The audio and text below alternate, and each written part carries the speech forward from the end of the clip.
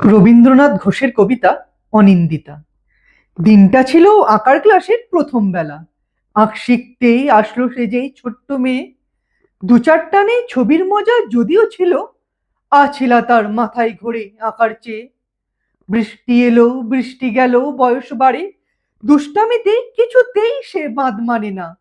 একদিন সে রংকালিতে ভরিয়ে দিল সামনে বসা সাথীর জামা নতুন কেনা। সেদিন তাকে ক্ষোভের বশে দাঁড় করিয়ে খুব বকেছি আর বলেছি, আর এসো না। গোমরা মুখে গটগটিয়ে নিজেই শেষে চলেই গেল, সত্যি সে আর এলো না। বস্তি ছেড়ে শহরতলি এখন থাকি, আঁক শেখানো পেশায় আজও জড়িয়ে আছি। প্রিয়ব্রত পদক পেল ৭৫-এ, আসবে ভাবি নাই বা এলো, ভালোই আছি। এমনি করেই বয়স বাড়ে বছর গড়ে, দাঁড়িয়ে আছি বইমেলাতে এই এদিকে। হঠাৎ দেখি বাচ্চার সাথে এক রমণী এক দৃষ্টে তাকিয়ে আছে আমার দিকে। তারপর সে এগিয়ে এসে বলল, খোকা, তোমার মতন আমি যখন একটু বড় কত রকম আঁক শিখেছি এনার কাছে। আমার গুরু, বুঝতে পারো, প্রণাম করো।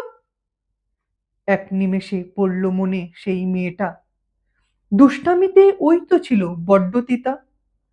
আঁক শেখাতে বাদ দিয়েছি ক্ষোভের বশে, নামটা তার হয়তো হবে অনিন্দিতা।